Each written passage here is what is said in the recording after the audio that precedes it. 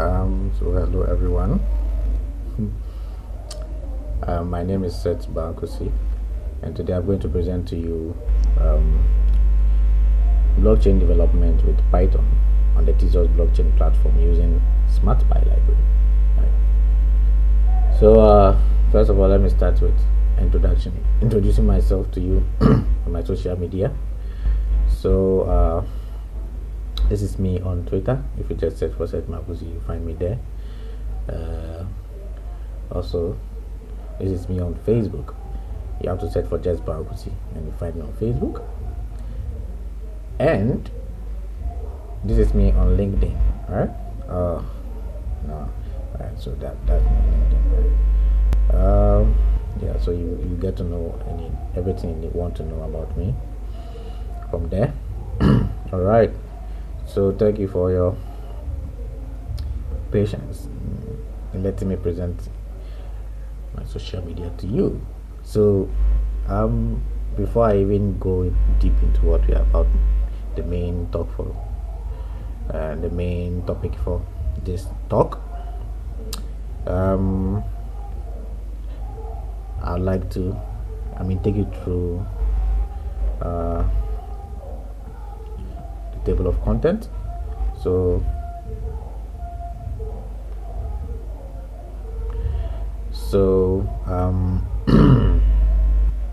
this is what we're going to do. Before we even start talking about Tezos, we are going to talk about the history of blockchain. We're going to talk about Bitcoin and Ethereum, and then we finally go to Tezos, and then we talk about smart contracts. We talk about SmartPy, and then we have a coding example. And the coding example is an interesting one. We are going to consider is a land registry. If you've heard of blockchain and all the bars around it, you will know that land registry is one of the big applications of blockchain. Why? So why is it so? Because blockchain is basically like public record, right? It's a kind of record, or it's a kind of database where everyone, any party can observe this database, right? So unlike maybe traditional applications, you can't go and ask an organization to give you their database for you to look through it.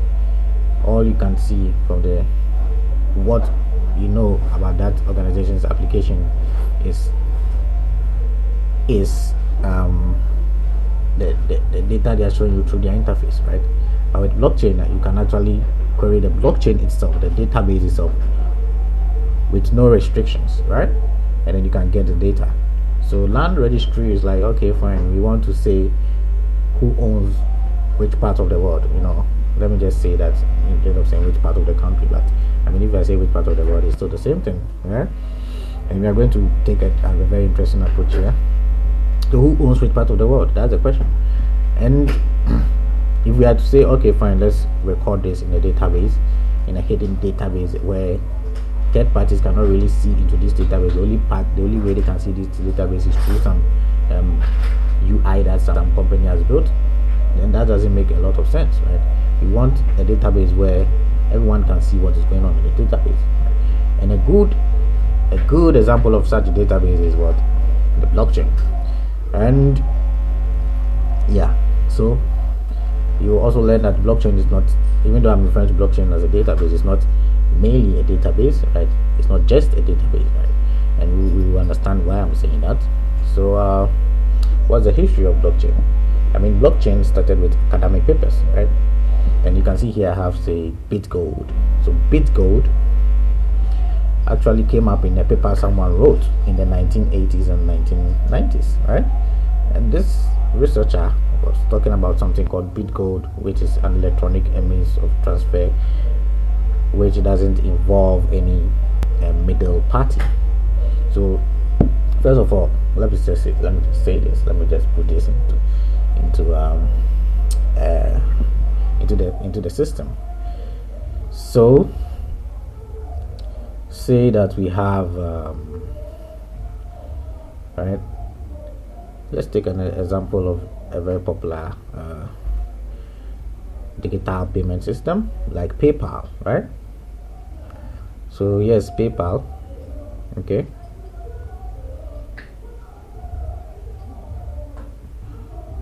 and they are here.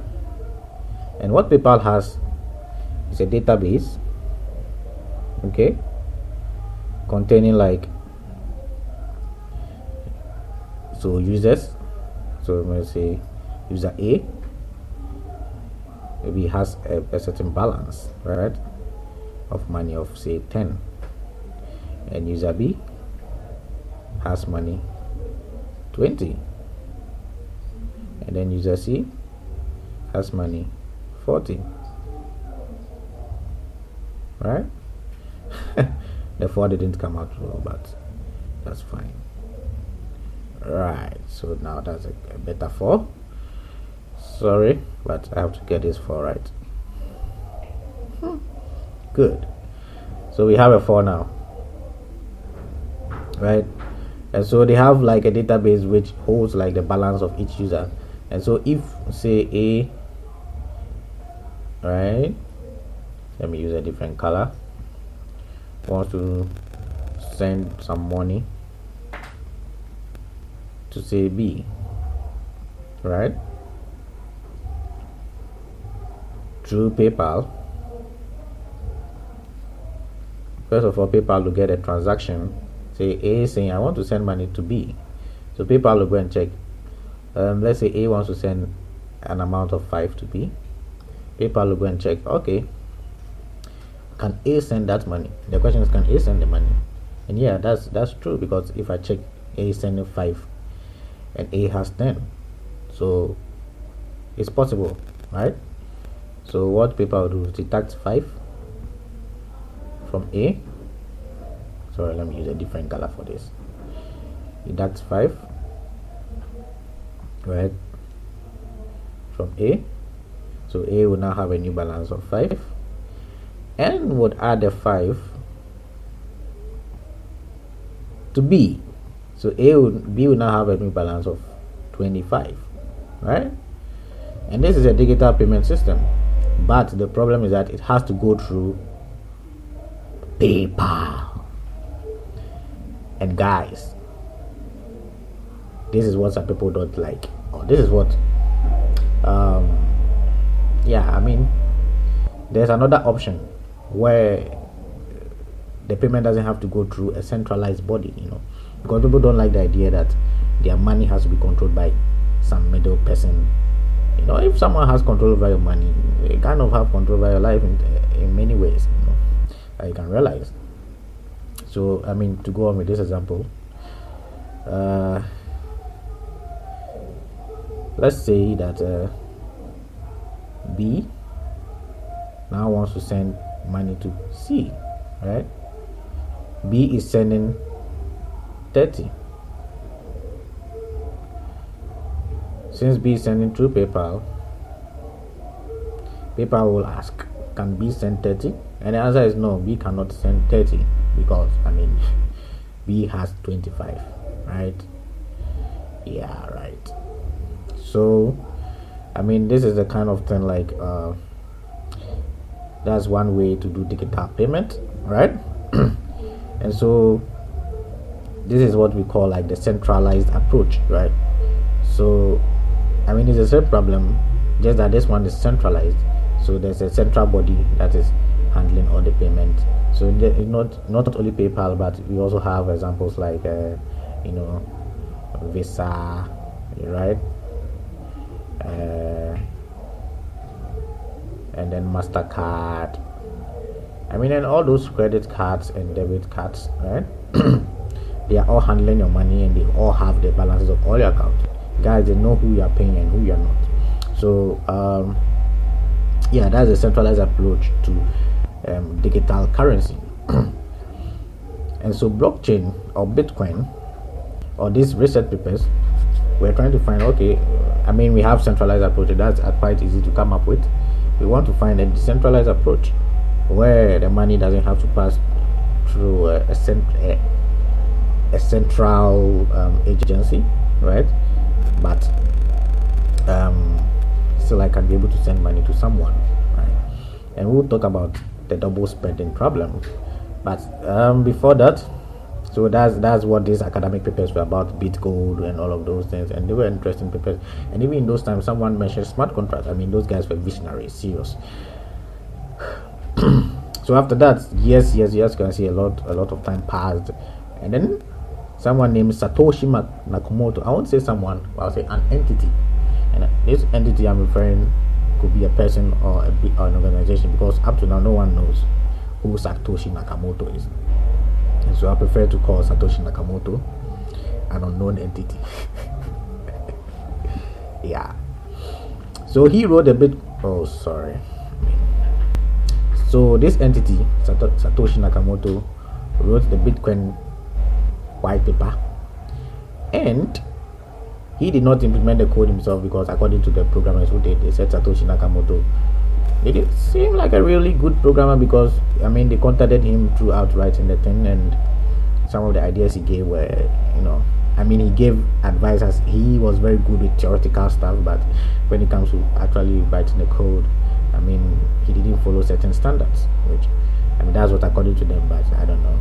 So, I mean, this was also some just people trying to find some clue to kind of find out who Satoshi Nakamoto is. So, yeah. And so Bitcoin is actually an open source project, and I will go to their GitHub, right? Bitcoin GitHub. I'll go to their GitHub, and you see actually it's a GitHub project. It's an open source project, and so actually anyone who wants to contribute can actually go and contribute. So Bitcoin, just think of it as an open source project. For now, the code implementation is an open source project. So all programmers who are interested in Bitcoin will just go and implement. And it is what you call a public blockchain, right? Just like the blockchains I'm going to talk about here, Ethereum and Tezos. These are all public blockchains, right? And so after Bitcoin came, and then people realized, oh, okay, we could have other forms of cryptocurrency, right? So people started doing something we call the altcoins, right? And I'm not going to go deep into the altcoins, but one good example is the Bitcoin Cash. And so the question is, how do altcoins come about, right? So how do altcoins come about? And the answer is that, the blockchain, like when we have a public blockchain, right, is mostly like a network of, a lot of people who come together, right, to set up something called nodes. We go into this later, but and these nodes are what form part of the network, right? And they can talk to each other, so it's kind of something bizarre. So yeah. So what's happening is that these nodes communicate based on a certain rules and regulations, right? For instance, they say that one of the rules and regulations is that every 10 minutes, right, a new block is created, a new block, right, every 10 minutes. So you understand what a block is if you don't understand, right? So meaning that if you make a transaction in Bitcoin, right, it will take at least 10 minutes for it to appear or to take effect. So for instance, if you send money, Bitcoin, to someone, it will take at least 10 minutes, right? But usually it takes more than that, because people need to verify that it has really happened, right? So there were some people who said, wait, look, we can make this one faster than 10 minutes. We can even make it 1 minute, right? And some say we can make 17 seconds or something. And you know that you realize this 17 seconds I've said is not random. I'll actually come down to it. But then there were some people in the community who said, no, we still want the 10 minutes. And some people said, no, we want to increase the speed. Some said, no, whatever happened. And so what happened was that those people who wanted the faster transaction time made a fork, right, of the Bitcoin repository, and then they created their own network, right? So for instance, an example is a Bitcoin Cash. What is a Bitcoin Cash, right? So Bitcoin Cash is not Bitcoin, it's Bitcoin Cash. It's a fork. As you can see, it's a fork of Bitcoin. It's a spin-off or altcoin that was created in 2017, right? And that the main reason for that is that they wanted faster transaction, right? So that's the point of it. So that's Bitcoin Cash for you. So that's how altcoins came along, and there are a lot of altcoins actually, guys. A lot of altcoins, and I'm not really going to go to altcoins because it's whole messy and there's no order to everything. I don't really like things that are messy, so yeah. So after all these altcoins came, the next thing that we have is Ethereum, right?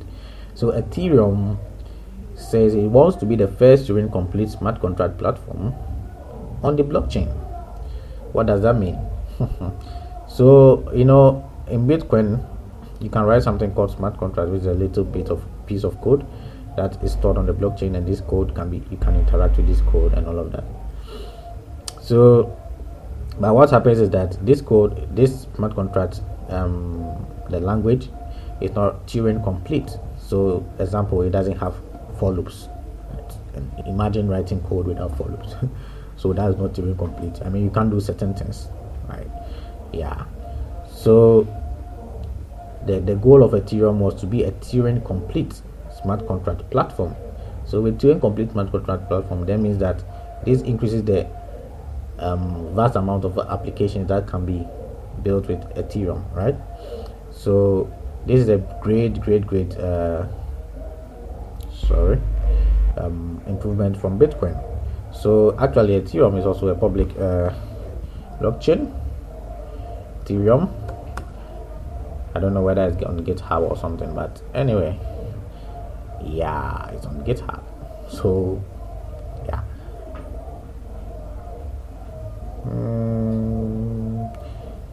Well. So actually, so yeah, you can see they have a lot of projects here. Really a lot. In fact, Ethereum is working on a lot of projects I don't even follow. So it's also a public blockchain, and that was a huge step. That's why I've put in it here, because Ethereum started like first successful implementation of this Turing complete platform. So Ethereum, you could write code in something called Solidity, which looked like JavaScript, and you could write your code like normal code, and this code will be stored on the blockchain. And one advantage of code being on the blockchain is that one, everybody can see this code, right? It's different from writing maybe Python code, like some Django code, right? Not everyone can see the code because it's on your server. Unless the person has access to your server, they cannot see the code. But with this one, everyone can see whatever code is written on the blockchain. Everyone can see any information on the blockchain, including whatever code is there. The only thing is that they can't change it. So this brings into light a lot of interesting things, right? So for instance, like when you mention one of the applications of blockchain, someone says voting, right? I mean, we could have voting applications where it doesn't need a blockchain, but the point is that if we are going to use it, we want to do anything serious, I think voting application needs to be done on the blockchain. Why? Because look, it doesn't matter the test we run or whatever things we have, I still want to see the code as the voting is happening, and you can do that with a smart contract, right? Because a smart contract one, we know that this is where everything is. This is the smart contract that is going to take care of this voting thing. You can continue verifying it throughout the period of the voting to see, oh, okay, the code hasn't changed or no one has messed with anything, right? So for something like this, a smart contract on the public blockchain is really important, right? And so from Ethereum, we come to Tezos. So Tezos is also a smart contract platform, Turing complete actually, just like Ethereum. But the reason why Tezos came is to solve certain problems that Bitcoin and Ethereum had. First of all, Bitcoin, and one of the problems I'll mention is the issue of the forking. So you remember I mentioned like Bitcoin Cash. So what happened Bitcoin Cash is that there was some disagreement in the community, and then some people decided to go their way, and then they make a fork of the code, they change certain parameters, and they have their own chain, right? So this will split the network, right? So maybe if there are 100 people and 50 of them disagree, and let's say maybe 30 of them wanted Bitcoin Cash, then what will happen is that those 30 of them will leave, and then now Bitcoin will be only what, 70, right? So it reduces the strength of Bitcoin in some way. But I mean, Bitcoin, as we can all see, has survived because yeah, it's currently, I mean, I can't help myself with this, but Bitcoin price, damn, I mean, this is showing me in Ghana City, but so let's see in US dollars. Oh man, what the heck is US dollars? Oh man.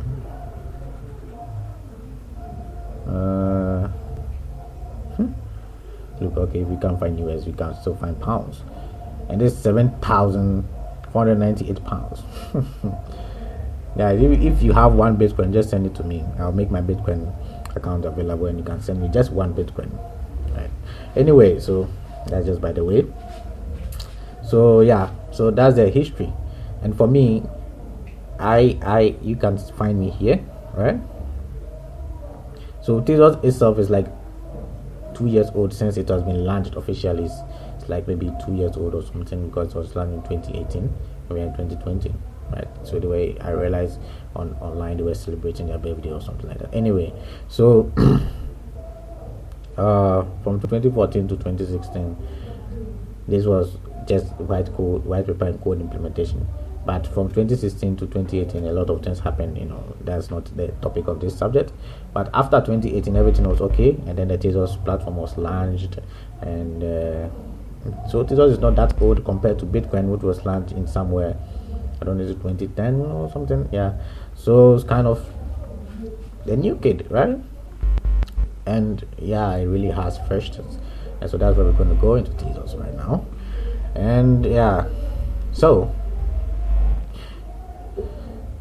now that we are done with the introduction, the history and all of that, I just have to include that part. Now we can go to how blockchain works. Okay, all right.